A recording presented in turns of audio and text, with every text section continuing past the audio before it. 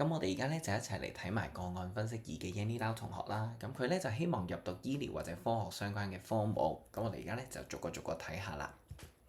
咁 A1 嘅 Hong Kong U Science 咧，佢係 fulfill 晒兩個 General Entrance Requirement 啦，同埋 Program Specific Requirement 嘅。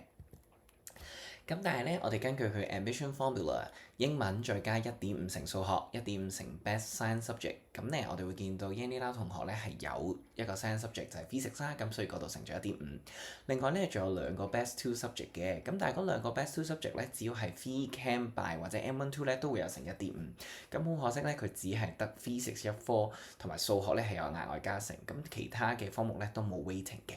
咁而佢總分咧亦都低過 Lower Quartile 成6分咁多，咁所以咧都唔建議係一個可行嘅選擇啦。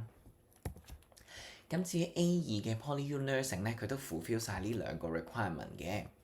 咁咧呢度我哋就可以睇一睇 Big Exam 嘅一個 Admission Score Index 啦。你會見到哇，佢咧個 median 同 average 咧係4.2同埋4.3啦。咁 Yanny Lau 同學可能就會覺得哇，我個平均分其實都去到4.67，咁所以咧呢一科一定入硬㗎啦。咁但係我哋呢度咧想建議大家千祈唔好盲目相信 Big Exam 嘅分數啦，一定要參考翻官方嘅 Admission Formula、Preferred Subject 同埋 Weighting 嘅。咁點解咧？我哋而家就揭曉個答案啦。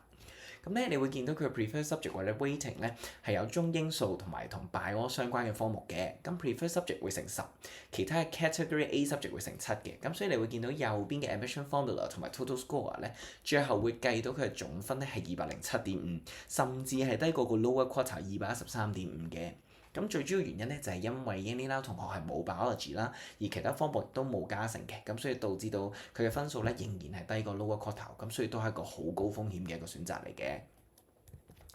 咁至於 A3 嘅 CUHA Science 咧，佢都過晒嗰兩個 requirement 啦。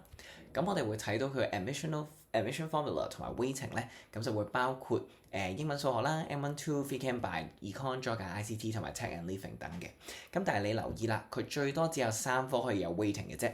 咁所以我哋喺右邊咧就會見到數學、Physics 同埋 Econ 咧都乘咗一個 weighting 落去嘅，特別係 Physics 係乘2。咁最後計到個分數係36.25。